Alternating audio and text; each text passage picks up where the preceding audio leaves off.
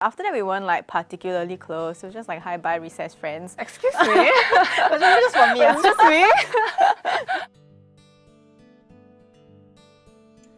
This is my friend Bambby. She's one of the oldest friends I have and also one of the most spirited, creative, rash, but genuine friend and collaborator that I've had the privilege to work alongside with in the past decade.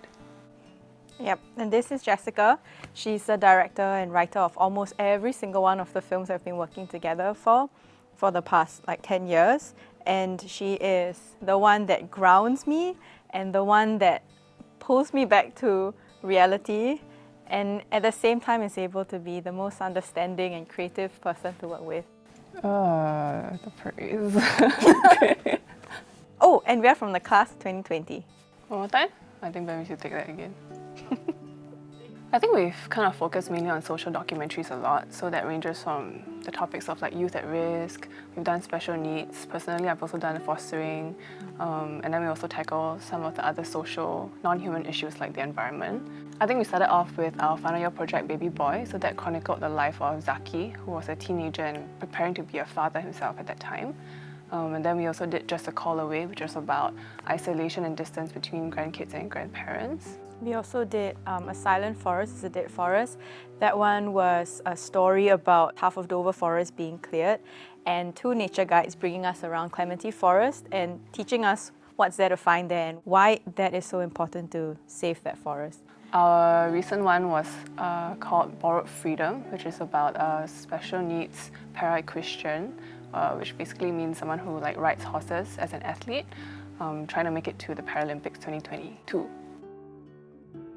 I feel like it usually starts with Bambby blurting out like the first creative thought that comes to mind, and me like hesitantly but faithfully going, yes, sure. And then we just kind of jump in for the ride.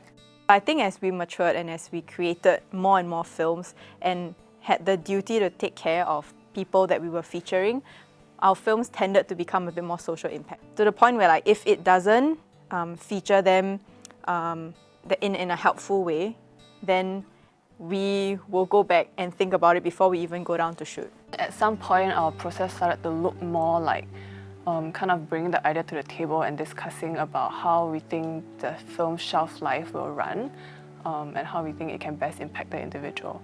So yeah, I think that's always like a good practice to keep so we're not, you know, like indulgent, if I can say, or not too ahead of ourselves before we launch into a process of like making someone's story very public and kind of laid out for everyone to see.